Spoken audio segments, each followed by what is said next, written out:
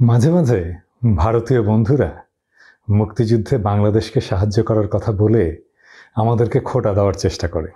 ভাবটা এমন যে ভারত উদার হয়ে আমাদের মুক্তিযুদ্ধে সাহায্য না করলে আমাদের দেশটা স্বাধীনই হতো না। আবার দেখেন, এই যে আমাদের পীযূষ বন্দ্যোপাধ্যায়রা, যে নাকি শেখ মুজিবের চরিত্রে অভিনয় করে নাটকে, সে ভারতকে নিয়ে কবিতা বাঁধে, গদগদ হয়ে বন্দনা করতে করতে কাত হয়ে পড়ে যায়। শোনেন তার কবিতার কি ছিরি। বিশীর্ণ বাংলাদেশ মৌলবাদীর দেশ, এদেশে বিপদে পড়লে বিধর্মী থেকে সাহায্য নেওয়া যাবে, মুক্ত হয়ে বিধর্মীকে বিক্রম বলা যাবে না, ধন্যবাদও বলা যাবে না। ৩৫০০ প্রাণ, ১ কোটি শরণার্থী, সৈন্য দিয়ে, অস্ত্র দিয়ে, অর্থ দিয়ে, অন্ন দিয়ে, দীর্ঘ ৯ মাস অসীম সাহস দিয়ে, বেজন্মা টিক্কাইয়া হিয়ার গদিতে লাথি মেরে যারা সাহায্য করেছে, তাদেরকে বন্ধু বলা যাবে না, বললে সর্বনাশ, একেবারে ধর্মনাশ। কাফের, মুরতাদ, ধর্মাদ্রোহী, ভারতের দালাল বলে ফতোয়া দেবে মোল্লা মৌলভী। বাংলাদেশের মুক্তিযুদ্ধে ভারতের সাহায্য করার পেছনে একটা রাজনৈতিক উদ্দেশ্য ছিল। উদ্দেশ্য ছিল পাকিস্তানকে দুর্বল করা। ১৯৬৯ সালেই রয়ের চিফ কাও ইন্দিরা গান্ধীকে পাকিস্তানের বিভক্তির জন্য প্রস্তুতি নিতে বলেন। এটা স্পষ্ট, সবাই জানেন যে বাংলাদেশের মুক্তিযুদ্ধে সাহায্যের জন্য ভারতের রাজনৈতিক উদ্দেশ্য ছিল। কিন্তু তারা তাদের বয়ানে সেই সব আলাপ কিভাবে করেছিল তার কিছু হদিশ নেওয়া যাক। বিখ্যাত বাম নেতা, প্রজা সোশ্যালিস্ট পার্টির সমর গুহ বলেছিলেন, বাংলাদেশের স্বাধীনতা আমাদের বাংলা ভাগের বেদনা উপশমের একটা সুযোগ সৃষ্টি করেছে। আশ্চর্য কথা, পূর্ববঙ্গের মুসলমানরা তো বাংলা ভাগ চায়নি। বাংলা ভাগ তো চেয়েছিল পশ্চিমবঙ্গের হিন্দু নেতারা, তাদের গোয়ার্তুমিতে বাংলা ভাগ হয়েছিল। তাহলে বাংলা ভাগ সমর গুহদের জন্য বেদনার বিষয় কেন হবে? সেটার কারণ হচ্ছে, বাংলা ভাগ হয়ে পাকিস্তান সৃষ্টির সাথে সাথেই পূর্ববঙ্গের জমিদারিও তাদের হাতছাড়া হয়ে যায়। আহারে, জমিদারি লুণ্ঠনের টাকা পশ্চিমবঙ্গে আসা বন্ধ হয়ে যায়। এর সাথে শুরু হয়ে যায় পূর্ববঙ্গ থেকে যাওয়া উদ্বাস্তুদের অবিশ্রান্ত স্রোত। কলকাতার সমৃদ্ধিতে ভাটা পড়ে। এটাই তাদের কাছে বাংলা ভাগের বেদনা। যেই ভুল তারা করে ফেলেছিল সেটা শোধরাবার সুযোগ এসেছে বলে তারা মনে করেছিল। তারা ভেবেছিল তাদের জমিদারি তাগদ, জমিদারি রুস্তমি তারা আবার ফিরে পেতে যাচ্ছে। এবার আসুন, তারা আর কি কি ভেবেছিল। এই বিকল্প পথে জমিদারি ফিরে পাওয়ার তরিকা হিসাবে তারা কি কি চিন্তা করেছিল। মুক্তিযুদ্ধ যখন চলছে তখন তাদের ইন্ডিয়া জার্নালে জওহরলাল নেহেরু ইউনিভার্সিটির স্কুল অফ ইন্টারন্যাশনাল স্টাডিজের প্রফেসর, তিনি লিখছেন, স্বাধীন বাংলাদেশ তৈরি হলে বাংলাদেশ ও ভারতের পারস্পরিক উপকারী বাণিজ্য এবং অর্থনৈতিক সম্পর্ক সৃষ্টি হবে। ভৌগোলিকভাবেই উপমহাদেশে যে পরিবহন ও বাণিজ্য লেনদেনের যোগাযোগ ব্যবস্থা ছিল তার পুনঃস্থাপন ভারতের পূর্বাঞ্চলীয় অঞ্চলে উৎপাদন খরচ কমাবে। এই একীভূত বিশাল বাজার বিপুল বিনিয়োগকে আকৃষ্ট করবে। মৃতপ্রায় পশ্চিমবঙ্গের অর্থনীতি পুনরুজ্জীবিত হবে এবং দীর্ঘমেয়াদে তার রাজনীতিও পরিবর্তিত হবে। এটা লিখেছিলেন অধ্যাপক অশোক সঞ্জয় গুহ। এক্ষেত্রে উল্লেখ করা যেতে পারে, পশ্চিমবঙ্গের অর্থনৈতিক দুর্গতির সাথে সাথেই সেখানে বাম এবং চরমপন্থার উত্থান ঘটেছিল। আমাদের নিশ্চয়ই মনে আছে সেই নকশালবাড়ির কথা।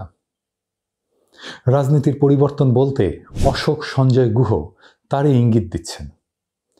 আর ব্রিটিশ আমলের যোগাযোগ ব্যবস্থার পুনঃস্থাপন বলতে যা বুঝাতে চাইছিলেন তা হচ্ছে আজকের কানেক্টিভিটির নামে ট্রানজিট এবং ট্রান্সশিপমেন্ট। ১৯৭১ সালের জুলাই মাসেই J Bhattacharya Economic and Political উইকলিতে লিখেছেন, একটি বন্ধুসুলভ বাংলাদেশ ভারতীয় পণ্যের একটি অবাধ বাজার উন্মুক্ত করে দেবে। পশ্চিমবঙ্গের জন্য তা একটি পরিপূরক অর্থনীতি হয়ে দাঁড়াবে। বাংলাদেশকে হতে হবে পশ্চিমবঙ্গের পরিপূরক অর্থনীতি। ধুঁকতে থাকা পশ্চিমবঙ্গের অর্থনীতির জন্যে তার যথেষ্ট উৎসাহের সঞ্চার করবে। আবার মুক্তিযুদ্ধের পরপরই দ্য হিন্দুতে একটা নিবন্ধ ছাপা হয়। সেখানে লেখা হয়, বাংলাদেশের জন্মের ফলে ভারতের কৌশলগত প্রকল্প ত্রিপুরায় তেলের অনুসন্ধানের কাজটি সম্পন্ন হবে। অপরিশোধিত তেল পাইপলাইনের মধ্যে দিয়ে আসাম হয়ে পশ্চিমবঙ্গে নিয়ে যাওয়ার চাইতে এটা বাংলাদেশের বন্দর চট্টগ্রামে নিয়ে এসে সেখান থেকে জাহাজে পশ্চিমবঙ্গে নিয়ে এলে পরিবহন খরচ উল্লেখযোগ্য মাত্রায় কম হবে।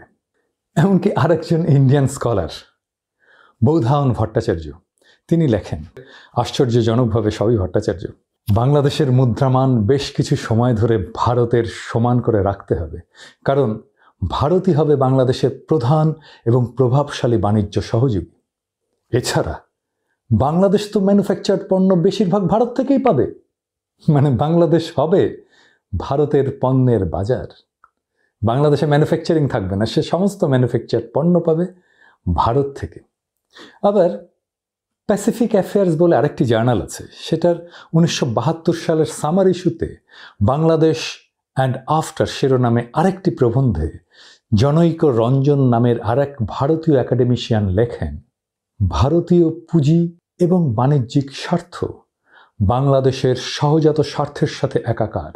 এর কারণ এই নয় যে বাংলাদেশের শ্রম সস্তা, বরং যৌথ বিনিয়োগ বাংলাদেশ আর পূর্ব ভারতের অর্থনীতির প্রকৃত একীকরণ ঘটবে।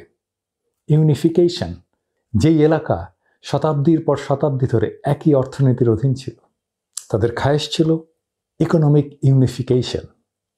ভারত অবশ্যই বাংলাদেশের স্বাধীনতা সংগ্রামে সাহায্য করেছিল, তার নিজস্ব লাভ ক্ষতির হিসাব করেই। তার হিসাব নিকাশের লাভের পাল্লা ভারী ছিল বলেই তারা আমাদের সাহায্য করেছিল। এই সাহায্য নিছক কোনো ভালো মানুষই নয়, কোনো সদিচ্ছাজাত ছিল না, যা ভারতের তরফে বলার চেষ্টা করা হয়। এবং কখনো কখনো বাংলাদেশে ভারতের সেবাদাসরা বলার চেষ্টা করে। যে সমস্ত ভারতীয় ডকুমেন্ট আমি উপস্থাপন করলাম, সেখানে স্পষ্টভাবেই দেখা যাচ্ছে ভারত তার নিছক বাণিজ্যিক স্বার্থ এবং কৌশলগত ইন্টারেস্টের কথা চিন্তা করেই বাংলাদেশের স্বাধীনতা যুদ্ধে সাহায্য করেছিল। এই হিসাবে ক্ষতির পাল্লা বেশি হলে ভারত কোনো অবস্থাতেই সাহায্যে এগিয়ে আসতো না। নেগোসিয়েশন, এটা সবসময় উইন উইন। আমরা ভারতের সাহায্য পেয়েছি, এটা সত্য। ভারতও আমাদের সাহায্য করতে উন্মুখ ছিল, তাই সাহায্য করেছে, কারণ বাংলাদেশের স্বাধীনতা প্রাপ্তিতে ভারতের প্রত্যক্ষ লাভ ছিল। আর হ্যাঁ, আমরা এভাবেই একটি ছোট দেশ হয়েও এভাবেই বড় রাষ্ট্র আর পরাশক্তিদের লেজে খেলাই। 1000 বছর ধরে দিল্লির বিরুদ্ধে বিদ্রোহ করে বাংলা নামের ক্ষুদ্র ভূখণ্ডকে স্বাধীন রেখেছে আমাদের পূর্বপুরুষেরা, আমরাও রাখব। মাঝে মাঝে কিছু অনুগত নতজানু বেঈমান শাসক হয়তো পাবে দিল্লি, কিন্তু বাংলাদেশের স্বাধীন চেতা মানুষদের মেরুদণ্ডকে কখনোই দিল্লি বাঁকাতে পারবে না। আর হ্যাঁ, এটাই বাংলাদেশ যে মাথা নোয়াতে জানে না, যার